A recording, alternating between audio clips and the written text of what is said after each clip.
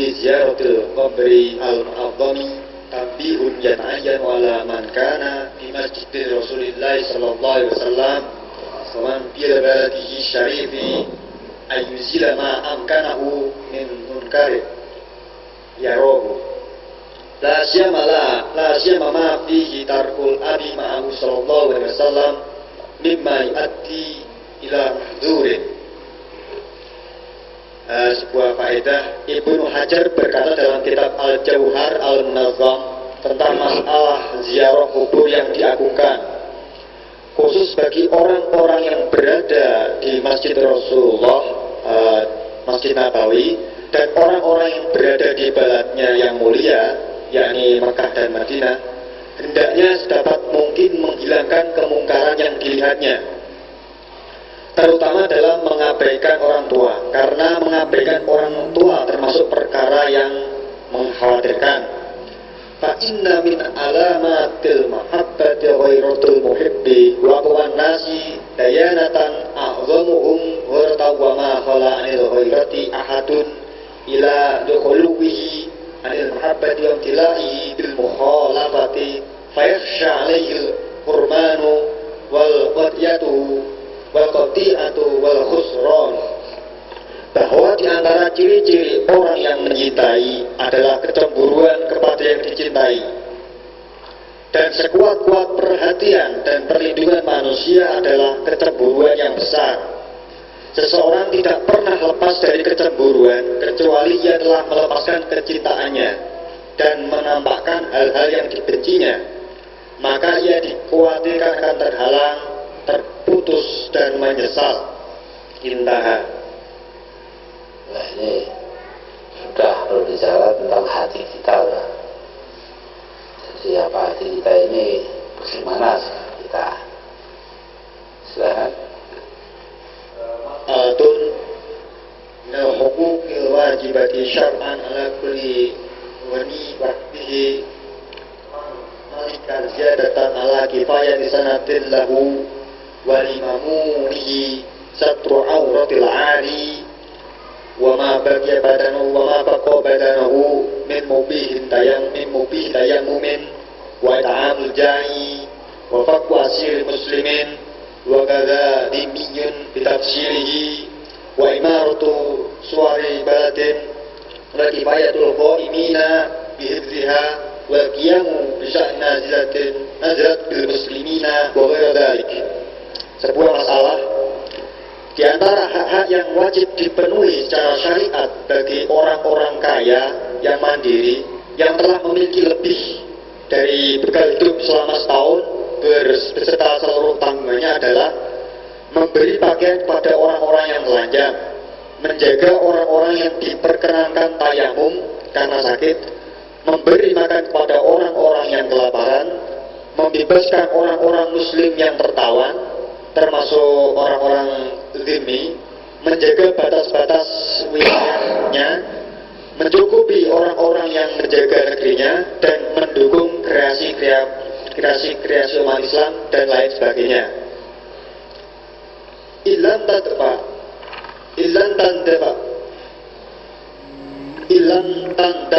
tandafi binahwi zakatin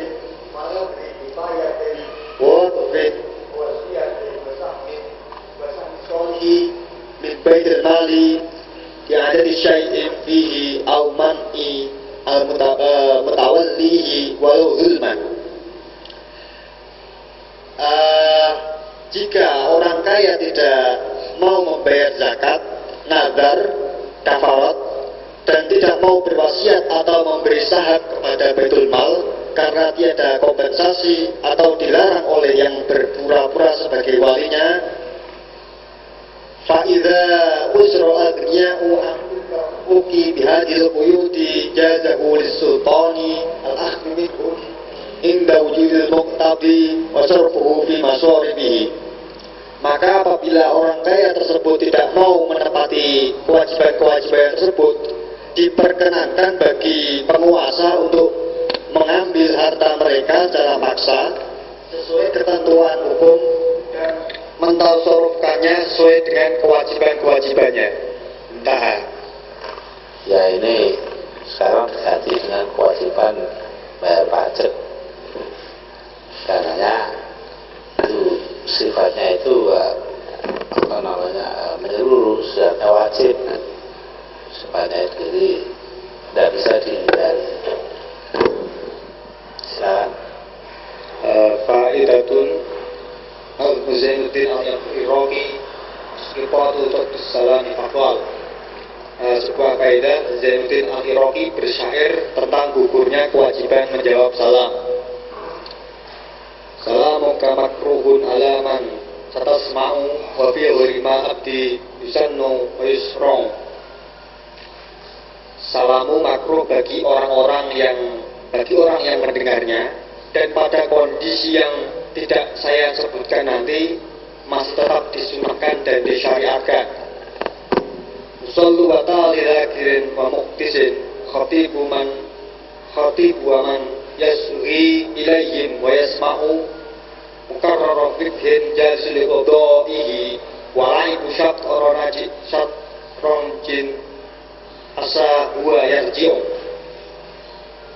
yaitu salam kepada orang yang sedang sholat, sedang berzikir, sedang berbicara, seorang khotib dan jamaah yang mendengarkan khutbahnya, orang yang sedang mendengarkan ketetapan dan putusan fikih, dan orang yang suka nongkrong bermain catur.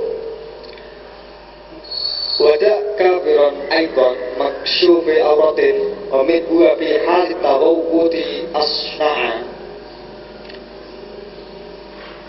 Semoga ia diberi jalan kembali pada kebenaran, dan tinggalkan orang-orang kafir, orang-orang yang suka mengumbar auratnya, dan orang-orang yang sedang bergegas ingin buang air.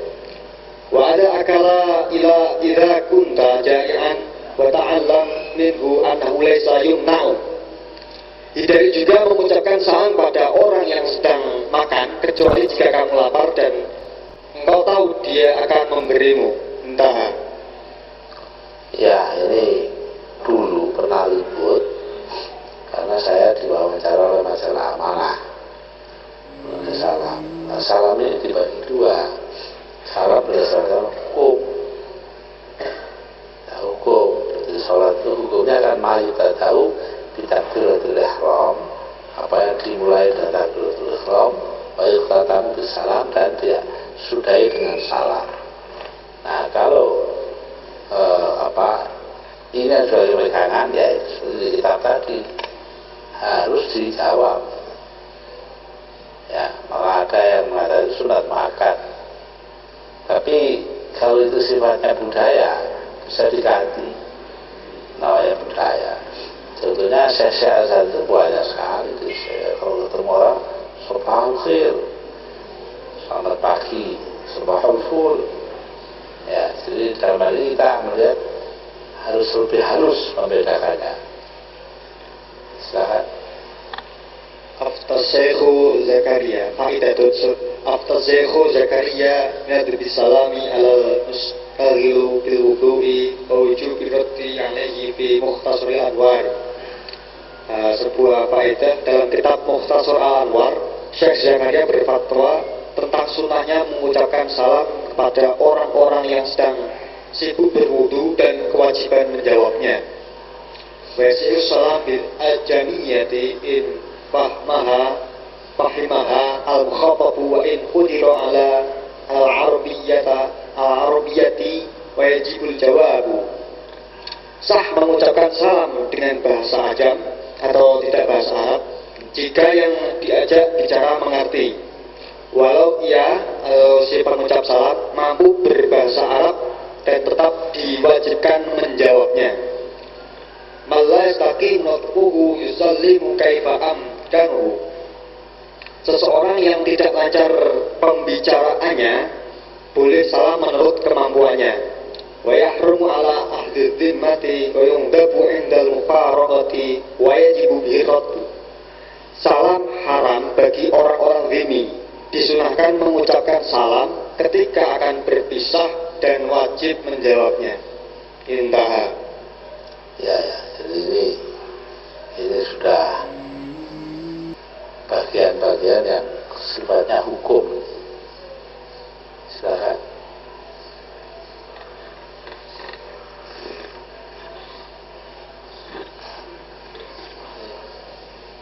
Mas'alatun la yajibu qitalul kuffari haitsu lam yata'ayyan bidukhuli baladil islami illa bisyarti alla yakuna lahu udhrun.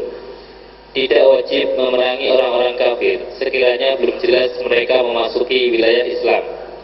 Bila mereka telah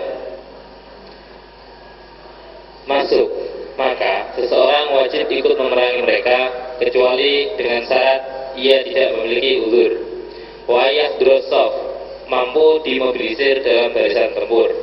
Wala yazidul antuhu ala dha'fi ziyadatan muksiratan karnahu syuja'un bidha'fiha wa wahidun bikhilafiha bisyujani fala athara li ziyadatil wahidi wal isnaini minal atuwi khinaidin. Musuh tidak melebihi kelipatan jumlah tentara Islam secara nyata, seperti regu pasukan menghadapi sebatalion tentara musuh. Karena bagi para pemberani tidaklah berarti selisih 1 atau 2 personil saja. Wa minal udhri faqdu alatil harbi fala yalzamu sabatu bis-saffi fadlan an ghairihi wa ya'tabiru fil alati bihaitsu tahsul biha muqawamatul atuwi urfan fala athara lil hajari ma'a mayarmi bil bunduki. Di antara uzur mobilisir adalah tidak memiliki senjata. Dalam hal ini, ia tidak wajib berada di barisan armada tempur, melebihi bagi yang bersenjata. Standar kepemilikan senjata adalah sanggup tidaknya senjata tersebut menandingi musuh dalam kapasitas yang wajar. Adalah tidak sepadan batu bila dihadapkan dengan bom, karena tanpa guna menghadapi senapan dengan lemparan batu. Wa yajuzu al-harbu qabla tisafi mutlaqan walau farradul qahrul kuffari liman yamliku min amrihi syai'an fa ma'dzurun. Dalam kondisi ini diperbolehkan mundur sebelum bertempur. Seandainya orang yang tidak memiliki kecakapan tempur diwajibkan untuk menghadapi orang kafir, maka hanya ada kesia-siaan. Fa'in amkanahu dafu haramal istislamu illa in tawaqqa'a minal asli salamati walau bil bidai walam yakhaf nahwi zinabihi. Jika dimungkinkan mengadakan perlawanan, maka haram baginya menyerah, kecuali bila ia mungkin selamat dalam tawanan meskipun harus ditebus dan tidak khawatir dianiaya.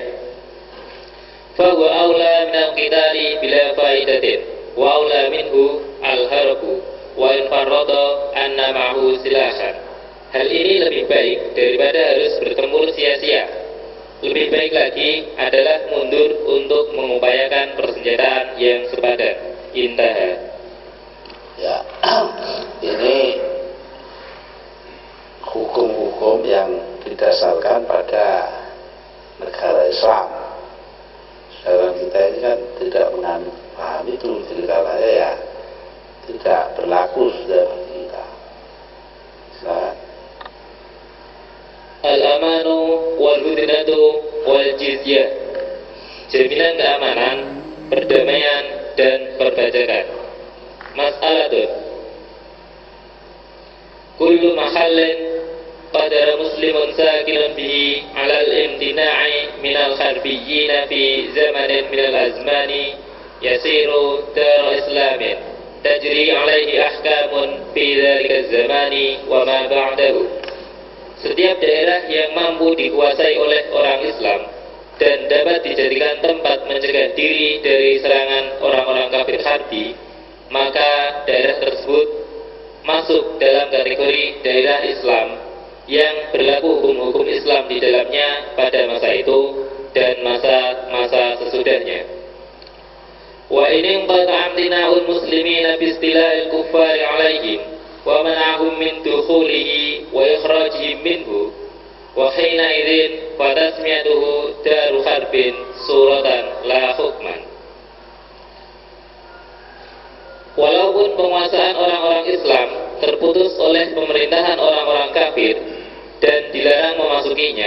bahkan dikeluarkan dari daerah tersebut. Wilayah semacam ini dinamakan daerah perang secara de facto, bukan de jure. Fa'ulima anna ardo Badawi bal wa ghalib ardi Jawa darun islamun listila'il muslimin 'alaiha sabiqan qabla al-kuffari. Oleh karena itu, wilayah Betawi bahkan Jawa pada umumnya merupakan wilayah Islam karena pernah dikuasai orang-orang Islam sebelum kedatangan orang-orang kafir. Intaha. Ya, jadi di sini justru dibicarakan mengenai masalah negara Islam. Lah yang tidak bagaimana? Contohnya waktu Jakarta dan Pulau Jawa, sebenarnya juga yang lain-lain. Hanya tetap aja hukum itu berjalan, hanya dipertahankan. Karena apa? Karena orang akan menjalankan ajaran agama di situ. Nah ini yang menjadi dasar daripada keputusan utama NU tahun 1935 di Banjarmasin. Itu bahwa suatu daerah yang dulunya adalah kerajaan Islam atau daerah Islam, maka sekarang setelah dipegang orang lain, ya tentu saja harus dipertahankan karena ada kemungkinan orang Islam itu menjalankan ajaran agamanya di tempat itu dan mungkin diganggu orang lain, agamanya ya wajib dipertahankan kalau ada apa-apa. Silakan. Masalatun iqamatul muslimina bidaril kuffari ala arba'ati aqsamin. Mendirikan wilayah Islam bagi pemeluknya di negara orang-orang kafir terdapat 4 rambu-rambu hukum. Imma lazimatun bi an qadaru 'ala al-imtina'i min al-kufri wal i'tizali anhum wa lam yarju nusratal muslimina li'anna mawdi'uhum darul Islam. Pertama, wajib atau harus dengan catatan orang-orang Islam mampu menolak serangan orang-orang kafir dan dapat mengusir mereka, serta tidak perlu mengharap pertolongan muslimin lainnya karena status daerah yang mereka diami adalah Darul Islam. Faidha hajaru sarat dar harbin. Jika orang-orang Islam malah meninggalkan daerah itu, maka berubahlah statusnya menjadi Darul Harb. Au mandubatan bi an amkanahum izhar dinihim wa raja zuhurul islami hunaka. Kedua, dianjurkan atau disunahkan, yaitu jika diperkirakan dan diharapkan mampu mengembangkan Islam di daerah tersebut. Au makruhatin bi an amkanahum wa lam yarju dzalika. Ketiga, makruh dengan alasan diperkirakan tidak mampu mengembangkan Islam di daerah itu. Au haramin bi an lam yumkinhum izharu dinihim. Fahina idzin idza kana fi izharid dini wa ahkamil muslimina min hududin wa ghayriha halakul biladin wa qatilal muslimina bisababi annahu yuta'atahu al-wali al-kuffar wa la yaqudu ila hukmil islami hurrimatil iqamatu 'indahum wa wajabat al-hijratu illa li'ajizin la yaqdiru 'alaiha fayunzaru. Keempat, haram kalau tidak mungkin menampakkan Islam di daerah tersebut. Oleh karena itu, bila dalam mengembangkan dan menerapkan hukum-hukum Islam berdampak rusaknya suatu negara atau terbunuhnya orang-orang Islam dengan sebab berbenturan dengan pemerintah kafir, sedangkan pemerintah tersebut tidak menginginkan berlakunya hukum Islam, maka haram mendirikan negara Islam di wilayah tersebut bagi pemeluknya, dan wajib atas mereka untuk pindah atau hijrah kecuali orang-orang yang lemah. Bal walam ya'man minhum fi halihi wa malihi illa bi'ata'ihim syai'an kulla sanatin kal jizyati aksal qadiyati jaza li'ta'u lid-darurati bal wajib in khifa dararun 'alal muslimina. Bahkan jika di antara orang-orang Islam tidak merasa aman, baik dalam tingkah laku dan harta mereka, kecuali dengan membayar pajak tahunan, maka boleh memberi mereka dengan alasan terpaksa. Hukum boleh ini dapat berubah menjadi wajib jika ada alasan takut atau bahkan dipaksa. Intaha. Ya, ini yang keempat ini model Republik Indonesia ya ini. Artinya kita tidak bisa mendirikan negara Islam di sini karena pemerintahnya adalah pemerintahan yang tidak sepenuhnya pemerintahan Islam. Inilah yang menjadi dasar daripada utama RU yang saya sebutkan tadi itu, untuk menentukan bahwa tidak wajib adanya negara Islam atau wajib dipertahankan negara yang bukan negara Islam.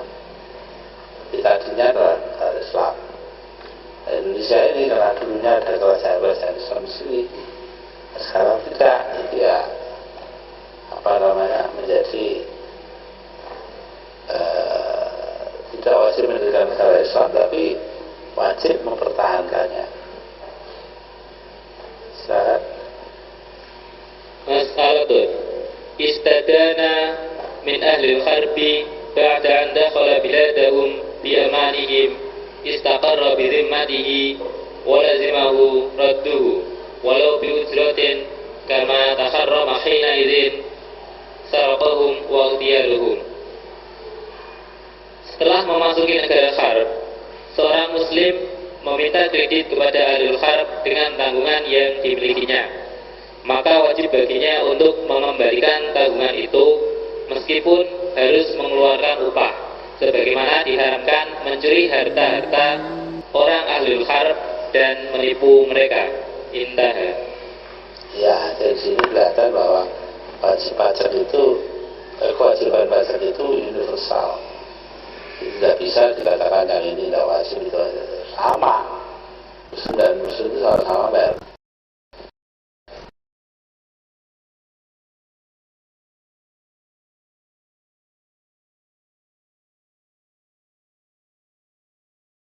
Walau zada 'alaiha fa in kana ma'amra'atin wa khunsa sahha mutlaqan.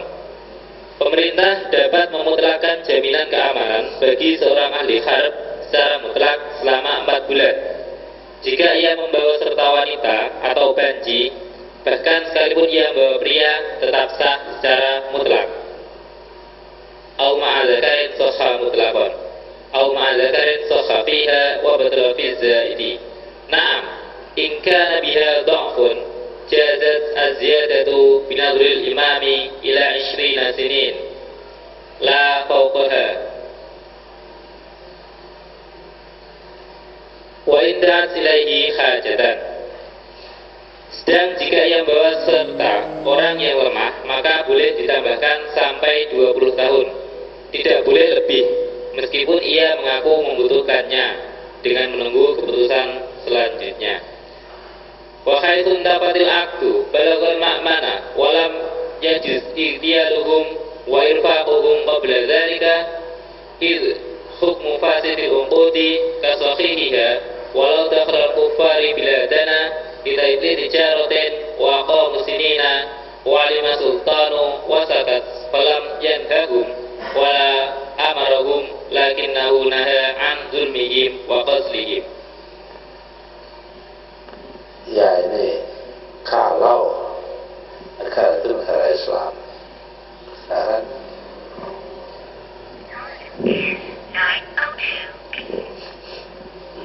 Babul qadai, putusan hukum. Faidatun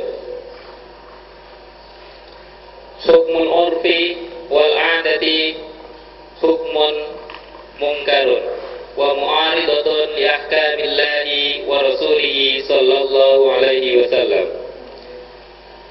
Hukum uruf dan adat adalah tidak berlaku dan bertentangan dengan hukum-hukum Allah dan Rasulnya. Wa huwa min baqaya jahiliyati fi kufrihim bima jaa bihi nabiyyina Muhammad sallallahu alaihi wasallam bi'italihi. Hukum ini merupakan peninggalan jahiliyah serta sisa-sisa kekafiran mereka terhadap ajaran Rasulullah dan anggapan batil mereka terhadapnya. Faman istakhallahu minal muslimina ma'al ilmi bidahrimihi hukimat bikufrihi wa irtidadihi wa tahaqqal khuludu fin nari na'udzubillahi min dzalik. Siapapun di antara kaum muslimin menghalalkan penerapan hukum ini padahal dia tahu tentang pengharamannya, maka ia dihukumi kafir dan murtad, berhak di neraka selamanya. Na'udzubillah min dzalik. Ya, ini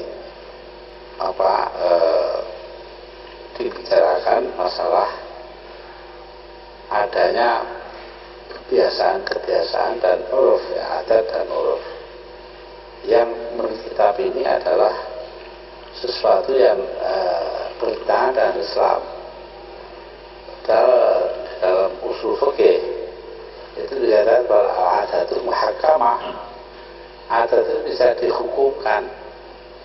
Artinya kalau tidak bertentangan dengan syara, dia tidak resmi bertentangan gitu ya, dia dihukumkan, dianggap itu hukum. Nah, dari sini bagaimana kok berbeda ya, karena tadi sisi ini dibicarakan menyimpang atau berlawanan dengan hukum syara.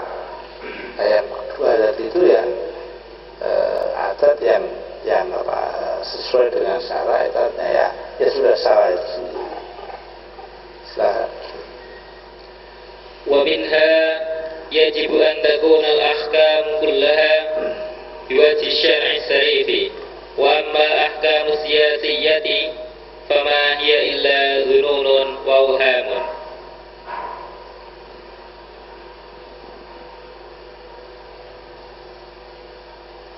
Wajib menerapkan hukum-hukum syara secara keseluruhan.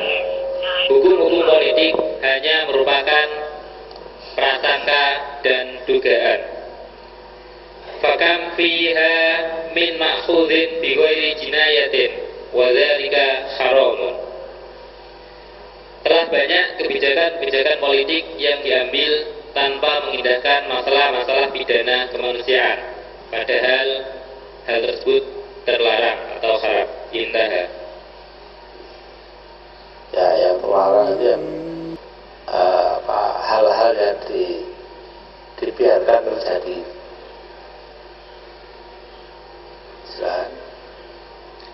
Mas'alatun tauliyatul qada'i ayil hukmu bainan nasi fardu kifayatin, yakni qabuluhu min muta'addidina salihina minal imami aw ma'zunihi aw min ahli al-hilli wal 'aqdi aw ba'duhum biridhal baqina 'inda faqdil imami bijabin kawallaituka aw qallatuka al-qada' wa qabulu lafzan fawran fil khadiri wa 'inda bulughil khabari fi ghairihi. Memberi putusan hukum di antara manusia adalah fardu kifayah. Jika terjadi kevakuman penguasa, maka keputusan dapat diambil melalui kumpulan-kumpulan orang soleh yang ditentukan oleh pemerintah atau yang termasuk dalam sidang dewan yang berkompeten atau ahlul hilli wal 'aqdi dengan instruksi sharih dan kesanggupan yang nyata saat hukum diterapkan. Jadi ini sekarang ini datang masalah ya. Banyak yang nanya kepada saya, gimana ini saya dengan bank syariah itu? Apakah ada satu majelis syara? Ya, isinya itu kiai-kiai yang ngerti syara betul, ditambah yang ngerti perbankan. Saya katakan ya, asal saja pendapat ahli syara itu dapat berjalan, diterima, kemungkinan-kemungkinannya diterima, tidak ada masalah. Malah yang menjadi persoalan menurut saya adalah apa itu nama namanya ya. Apakah di sebuah negara itu cukup dengan satu dewan syar'i atau berbeda-beda jumlah bank-bank Islam yang ada di dalamnya. Di sini persoalannya bukan lagi mengenai wewenang atau lingkupnya, tapi jumlahnya. Jadi inilah yang penting sekali kita ingat. Soalan bank syariah itu sendiri kan membutuhkan orang-orang atau panel yang mengerti betul apa itu syariah dari syariah, tapi juga mengerti apa itu bank dari sudut ekonomi, dari sudut dunia bank. Nah, saya rasa itulah yang patut kita pikirkan lebih dalam, ya, karena kita menghadapi kemungkinan yaitu bank itu dewan syarahnya itu bisa satu untuk semua, tapi bisa juga tiap-tiap bank syariah itu punya lembaga-lembaga kecil yang bertanggung jawab tentang masalah ini. Saya rasa ini penting sekali untuk diketahui dan dilemparkan apa saja salah-salahnya dan sebagainya. Ya, ada yang bertanya?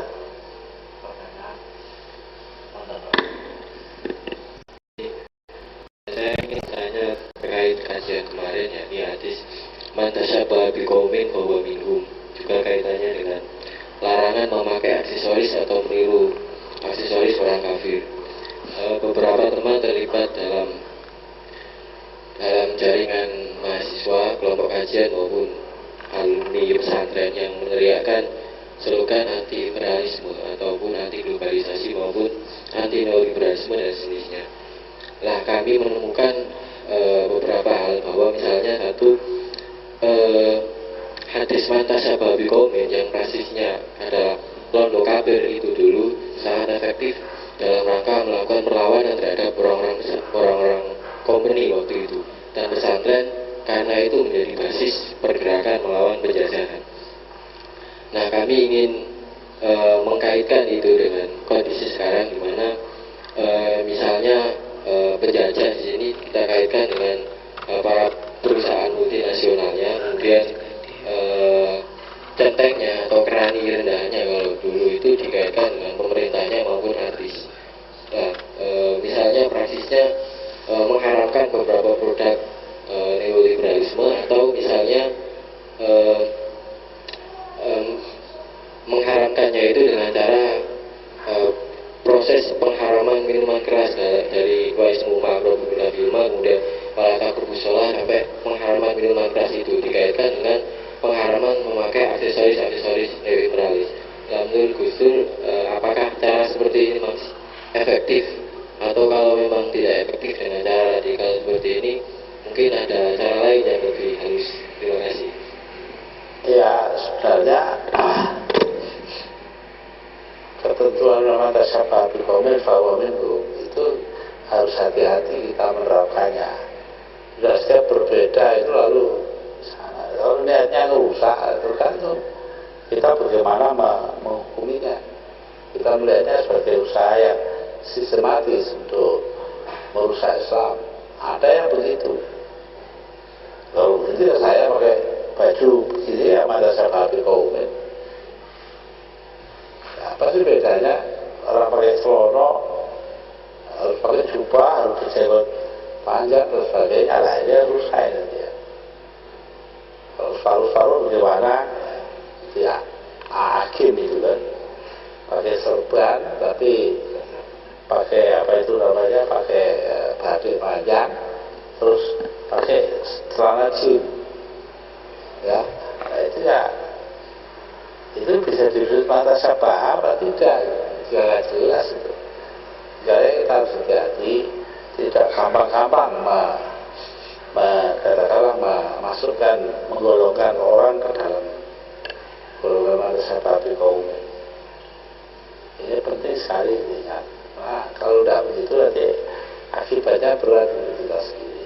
Bahkan sekarang ini sudah ada pendapat yang lain lagi, yaitu Fatima Orlu, seorang perempuan Turki kelahiran Eropa, warga negara Belanda, menjadi anggota Tweede Kamer, menjadi anggota parlemen. Nah, dia mengatakan Eropa sana ada 3 jenis penduduk. Satu Gastarbeiters, yaitu buruh-buruh yang didatangkan dari Turki, dari Arab, yang berpegang kepada cara nenek moyang mereka dalam segala-galanya. Ada yang seperti orang Eropa yang lain, yaitu ya Eropa lah, minum, ya, hubungan seks bebas, makan babi, makan anjing. Tapi ada yang seperti kami, dia bilang. Kami ini di luar kelihatan seperti orang Eropa yang sekarang, tapi kami tidak pernah minum, tidak melakukan hubungan seks yang bebas, dan tidak pernah makan daging anjing serta daging babi. Nah, itu kami tidak masuk kategori sana sepenuhnya, tidak masuk kategori sini sepenuhnya. Nah, jadi karena itu kita harus hati-hati. Ya, ini penting sekali, karena banyak sekali itu anggapan-anggapan bahwa yang terbaik ada yang benar, yang serbanan, berjenggot, pakai jubah. Nah, ini ya terus terang aja ya, itu pendapat mereka, silahkan. Pendapat orang lain yang lain lagi. Ya, silakan. Terima kasih. Tentang poin malam yakum bima anzalallahu alaikumul kafirun tadi. Memang kalau dilihat dari sisi Islam, ayat ini yang kemudian dijadikan doktrin jihad oleh kaum Khawarij memang merupakan penyelewengan dari sebuah doktrin teologi menjadi doktrin politik. Nah, akan tapi ada beberapa pihak yang melihat bahwa penggunaan ayat ini untuk doktrin jihad, terlebih ketika digunakan oleh gerakan-gerakan Islam pasca kebangkitan gerakan Islam di Timur Tengah, itu dilihat sebagai satu usaha atau satu perlawanan terhadap hegemoni kolonialisme, dalam arti kolonialisme militer Eropa Amerika maupun kolonialisme dalam artian sistemik, yakni kolonialisme sekularisme, kolonialisme demokrasi, kolonialisme nation state dan sebagainya. Katakanlah Abdul Ala Al-Maududi ketika dia menggunakan doktrin ini, itu dia tujukan atau posisi dia adalah inferior, dalam arti dia ingin melawan al-Jinnah yang dianggap sebagai kebarat-baratan, dan dia ingin tetap mendirikan negara Islam sebagai satu counter terhadap negara bangsa yang dianggap menghancurkan Islam itu. Atau katakanlah ketika Ikhwanul Muslimin membunuh Anwar Sadat, itu karena Anwar Sadat dilihat berkong kali kong dengan Israel, di mana Israel itu adalah penjajah dan antek-antek dari Amerika. Nah, ini juga dikaitkan dengan beberapa gerakan Islam yang sekarang, katakanlah Hizbut Tahrir yang ingin mendirikan khilafah sebagai satu perlawanan terhadap sistem demokrasi yang dianggap banyak kekurangannya. Nah, menurut Pak Yai, gimana kalau ada pandangan yang melihat bahwa penggunaan doktrin ini sebagai jihad itu karena umat Islam sedang berada di posisi tertindas? Saya rasa persoalannya bukan di situ, tertindas atau tidak tertindasnya, itu kan soal perasaan. Kita kemarin bicara mengenai Edward Said. Edward Said beranggapan bahwa semua produk-produk yang ada ini pemikiran dia orientalis gitu. Dan padahal kita kan melihatnya tidak demikian. Yang jelas-jelas bentangan kita ya bertentangan. Tapi tidak bisa kita mengatakan keseluruhan dari Barat itu semua kolonialis, imperialisme. Nah, di sini jadi tergantung pada apa istilahnya itu, keberpihakan kita kepada yang mana. Nah, karena Anda sudah berbicara demikian ya, keberpihakan kepada apa itu namanya, pemikiran-pemikiran yang moderat itu ya apa bisa dianggap sebagai kepemihakan pada pihak kafir. kepada musyrik, tidak bisa. Tidak bisa. Mereka nggak bisa, ya sudah. Mereka sendiri yang benar, ya silakan lah. Karena itulah mereka benci baik kepada demokrasi, ya, maupun kepada model Barat. Tapi anehnya mereka menggunakan teknologi Barat, pemboman dan sebagainya itu. Nah, jadi di sini kita melihat bahwa yang salah itu tidak konsekuen gitu, tidak memiliki konsistensi. Nah, tadi disebutkan oleh Abdul A'la Al-Maududi yang menganggap bahwa negara Islam itu adalah negara yang dapat dipakai untuk melawan ahli zina. Loh, ahli zina itu yang mana? Ini ahli zina yang mana ini? Ini persoalannya. Karena ahli zina itu senangannya minum minuman keras, madon, bahkan makan daging anjing. Tapi dia memperjuangkan negara Islam. Nah, ini ahli zina yang mana ini? Ini penting sekali itu ditentukan. Kalau dia melihat atau menentang ahli zina yang itu, ya berarti dia menentang negara Islam juga. Ini masalahnya apa? Masalah ya katakanlah pandangan. Baru-baru ini Advani, pimpinan presiden dari Bharatiya Janata Party BJP di India, yang kemarin menjadi wakil perdana menteri, sekarang enggak, oposisi ya. Itu terpaksa berhenti karena dia ngomong tentang ahli zina itu, kayak begitu itu. Nah, lalu timbul reaksi besar bukan dari siapa-siapa, dari RSS, ASS, rahasia Sebelah Sangha, organisasi Hindu yang sangat ortodoks. Nah, ini mereka minta supaya Advani turun. Tapi ini bisa berakibat adanya orang-orang yang Muslim di India tidak senang dengan partai BJP itu. Jadi saya nggak paham masalah ini bagaimana ya. Karena itu soal politik sama sekali bisa berkembang tiba-tiba begini, bisa begitu ya. Apalagi sekarang setelah ada bencana alam gempa bumi di Kashmir, Pakistan mati 20.000 orang lebih. Walah, ini tambah tidak karu-karuan. Yang lainnya, apa yang Anda tanyakan itu bagaimana, menurut saya jawabannya cuma tergantung kepada yang bersangkutan. Apakah dia menjadi orang seperti Abdul A'la Al-Maududi, Said Ramadan, Syakib Arsalan, Rashid Ridho, atau kalau di sini ya tadi itu Hizbut Tahrir, ya, atau yang menjadi orang yang tidak, yang tidak itu kerjanya harus pelan ya, dan tidak jelas hasilnya, Pak. Hitam putih tapi abu-abu, tapi jelas Islam itu jelas naik jumlah. Sekarang ini kaum muslim di Indonesia itu jumlahnya naik besar sekali. Bahkan yang non muslim, ideologi rasional itu lah dalam daerah-daerah sudah tidak bisa ngomong, udah kalah. Jadi seluruh dominasi dialog politik di Indonesia dipegang oleh kaum santri.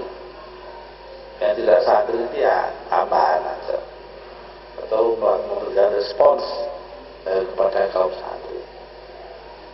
Ya, usaha yang lain. Tidak ada ya. Dan Al-Quran kewajiban zakat itu dilafadzkan dengan khudz min amwalihim, yang artinya ambillah.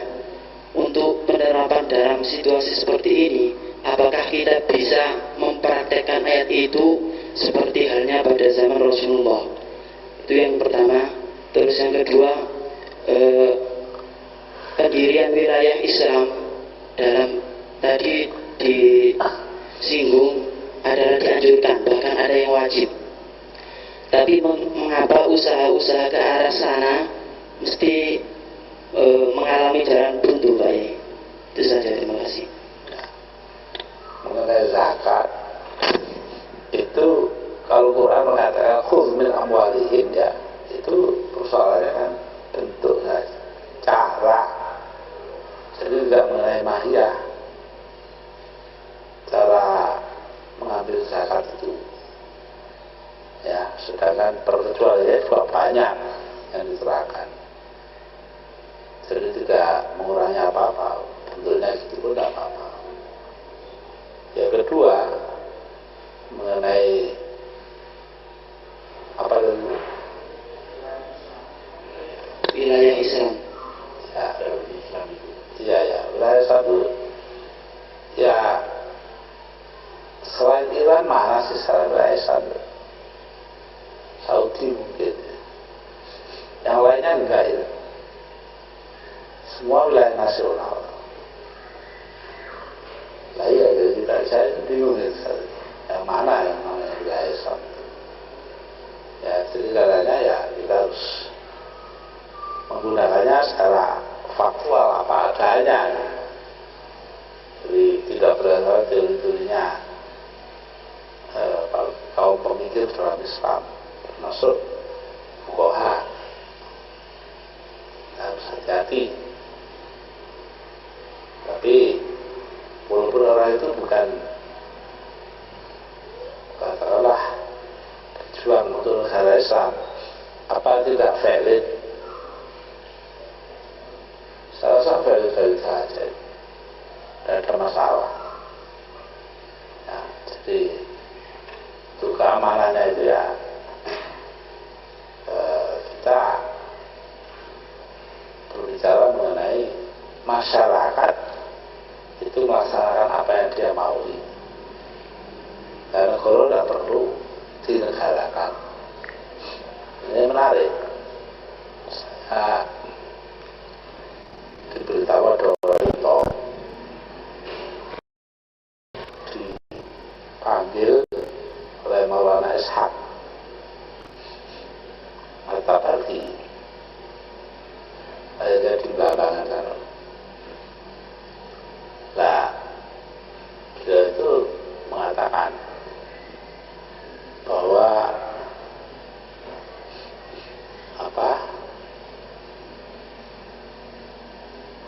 umbul-umbul atau panji-panji dalam sebuah tiang yang sangat tinggi itu hendaknya ditegakkan oleh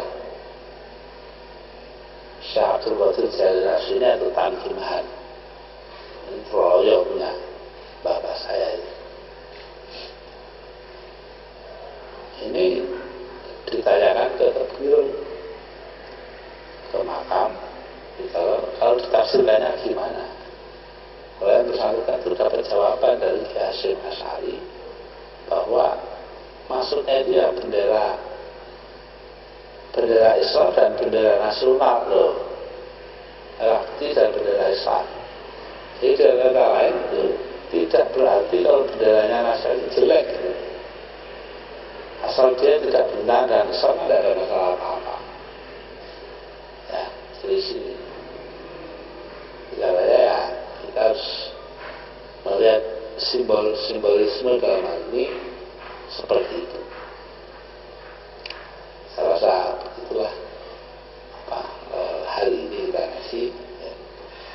Mari kita doakan Rabbana atina min ladunka rahmatan wa hab lana min amrina rashada. Rabbana atina min ladunka rahmatan wa hab lana min amrina rashada. Rabbana atina min ladunka rahmatan wa hab lana min amrina rashada. Sallallahu alaihi wasallam. Bismillahirrahmanirrahim. Al-Haid. Faidatun qauluhu sallallahu alaihi wasallam an-nisa'u naqisatu aqlin wa dinin. Bab tentang haid menstruasi. Sebuah faidah sabda Nabi yang mengatakan para wanita kurang akal dan agamanya. Al-muradu bil akli ad-diyatu. Yang dimaksud dengan akal adalah adiyat. Faqala ba'duhum huwa al-aqlul wariziyyu wa huwa al-munasibu lil maqami. Sebagian ulama berpendapat bahwa ia adalah akal budi yang berlebih, yang lebih. Inilah yang sesuai dengan konteks. Wa binasid dini bin nisbati lirijali min haitsu adamu ta'abbudihi fi ba'dil awqati.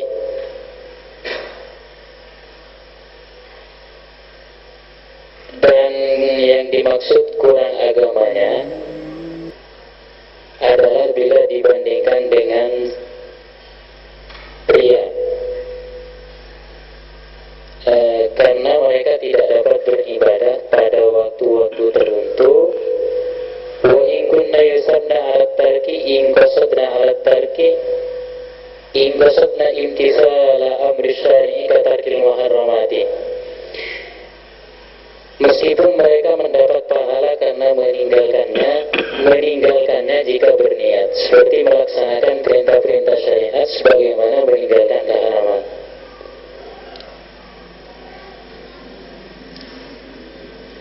Kita harus sholati. Nah, itu ya.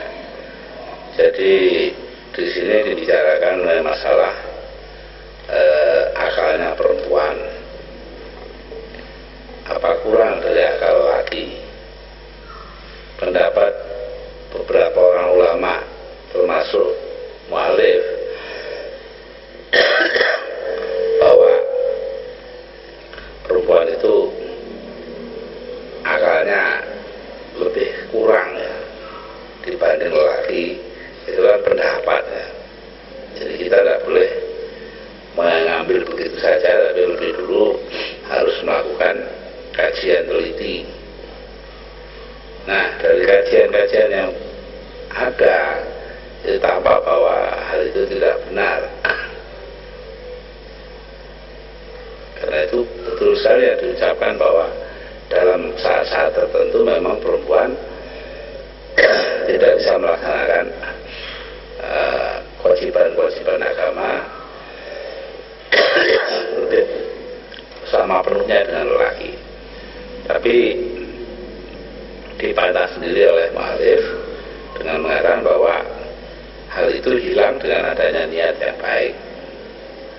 Jadi kita harus berhati-hati. Lah inilah gunanya kita mempelajari pendapat-pendapat masa lampau ya. Tidak dibiarkan ada terus, tapi kita ikuti untuk memungkinkan kita melakukan penelitian yang mendalam. Nah, ini ternyata masih sangat kurang di lingkungan kita. Umumnya ya pendapat tadi itu bahwa perempuan itu kurang akalnya dibandingkan. Nah, dalam kitab ini dipersoalkan kata-kata akalnya kurang, berakal. Nah, di sini akal itu dibagi dua, yang kondisi dengan yang tidak. Nah, ini yang menimbulkan masalah. Akal itu ada yang sesuai dengan apa yang diturunkan kepada kita, ya, atau keadaan fisik atau tidak. Nah, saya rasa kalau sesuai dengan keadaan fisik ya laki dan perempuan sama saja. Karena sekarang seorang laki bisa saja mengambil keputusan keliru sama dengan perempuan dalam satu soal. Nah, tapi ya ini pendapat dari masih kuat sekali kalangan beberapa ulama. Bagi Bisrisan sendiri tidak setuju adanya perempuan memimpin terampil itu. Jadi ya mestinya kita kalau tidak boleh semua gitu, jangan nanya. Nah, dalam aplikasinya ini terjadi. DPRD 31 Sumatera Barat mengambil keputusan bahwa perempuan tidak boleh keluar rumah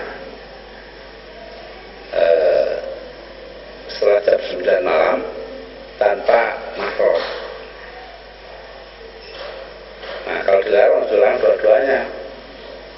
Jangan hanya satu macam saja.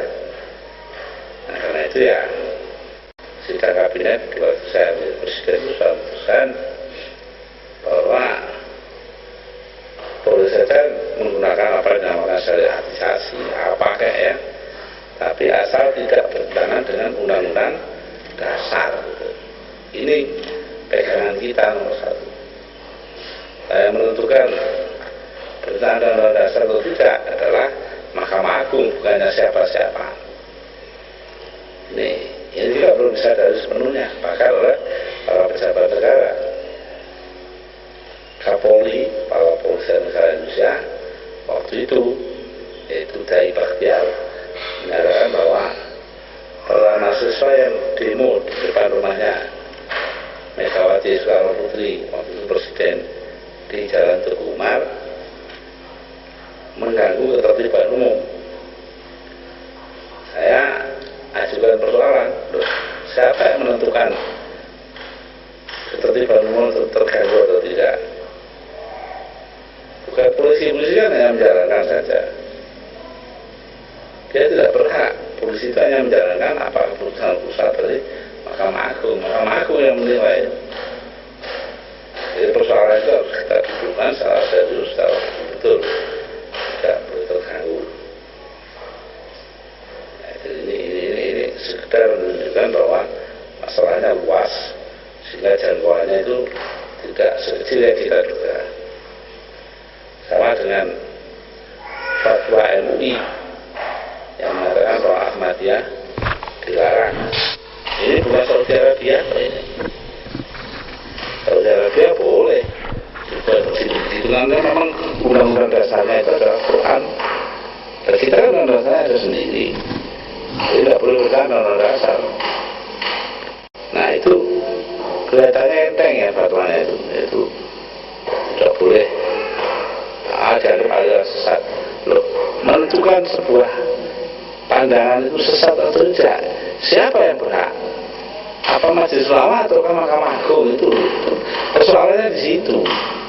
Ini masalah teoretik yang menyangkut bermacam-macam persoalan. Ya.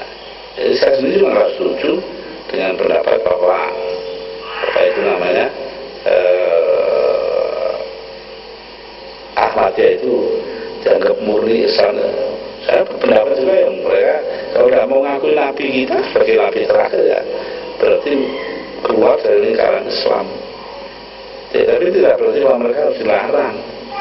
Antara keluar dari lingkaran keyakinan Islam dan perintah keluar dari Islam, perintah penghapusan dan pelarangan, itu dua hal yang berbeda sama sekali. Karena kita harus hati-hati dalam soal ini. Tapi ya rupanya Majelis Ulama Indonesia itu sudah hati-hati sih. Jadi ya, saya naik di ya. Apalagi yang bikin usulnya dari NU sendiri. Nah, jadi kita harus terpaksa berkait di muka umum, itu kan tidak baik juga. Ini sekarang timbul lagi masalah. Kemarin Panglima TNI pidato, hendaknya komando teritorial dihidupkan lagi. Ada Babinsa, ada Koramil, ada segala macam itu. Saya buat pernyataan sedikit terlambat saya pernyataan di luar konferensi persnya saya tolak itu. Kita sudah ada undang-undangnya kok bahwa pada tahun 2005 harus diselesaikan. Habis sudah tidak boleh lagi berfungsi politik sebagai institusi. Nah, sebagai lembaga, kalau TNI mau berfungsi politik itu orang per orang, ada yang jadi menteri, jenderal-jenderal itu ya itu berarti fungsi politik tuh, nggak apa-apa, masalah itu. Tapi jangan fungsi sebagai lembaga. Kalau sebagai lembaga nanti menghambat munculnya demokrasi. Ya, silakan terus. Kitabus Salati. Faidatun afdalu ibadatil badani as-salatu. Tentang bersalat. Suatu faidah, ibadah badan terbaik adalah sholat. Farduha afdalul fardi wa nafluha afdalun nawafili. Kefarduannya adalah kefarduan terbaik dan sunnahnya adalah kesunatan terbaik. Lakin saumu yaumin afdalu min rak'ataini bal wa ma fawqahuma. Idza tada al-'urfu annahu qalilun fi janibi yaumin fa huwa afdalu minha min haitsul aktsariyatu. Namun puasa sehari lebih baik daripada mengerjakan salat 2 rakaat, bahkan lebih jika dibandingkan secara serampangan garing kebiasaan puasa terbilang sedikit di hadapan nominal sehari. Puasa lebih baik daripada salat dari sisi banyaknya.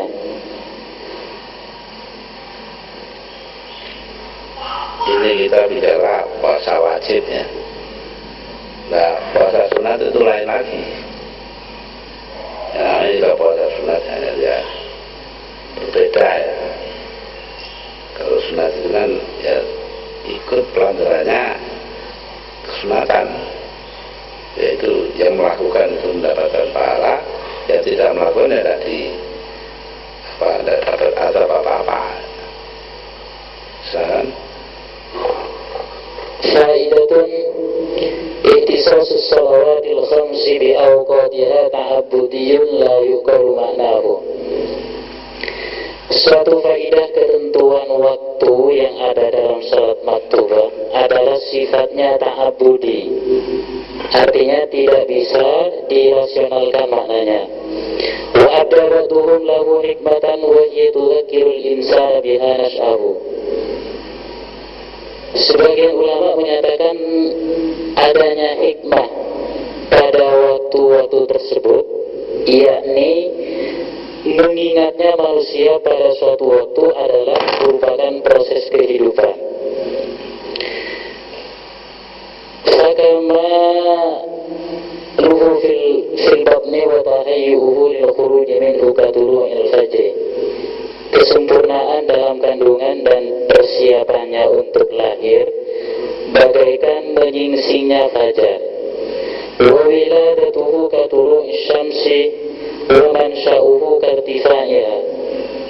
Kelahiran umpama terbitnya matahari, pertumbuhannya serupa dengan meningginya matahari. Wa mansya'uhu kartifanya. Masa mudanya laksana keteguhannya pada posisi istiwa. Wa ufuratuhu kamailiha wa syaykhukhatuhu kakurbiha min urubin. Wa mautuhu ka urubiha wa fana'u jismihi kamehaki afas syamsi. Masa mudanya laksana ke saat dewasa serupa dengan proses condongnya matahari. Masa tuanya mirip matahari mendekati saat tenggelam. Kematiannya sederajat dengan tenggelam, dan hancurnya tubuhnya adalah hilangnya bekas-bekas sinar matahari. ini adalah perumpamaan yang dipakai oleh mu'allif. Biar terbaca ini benar.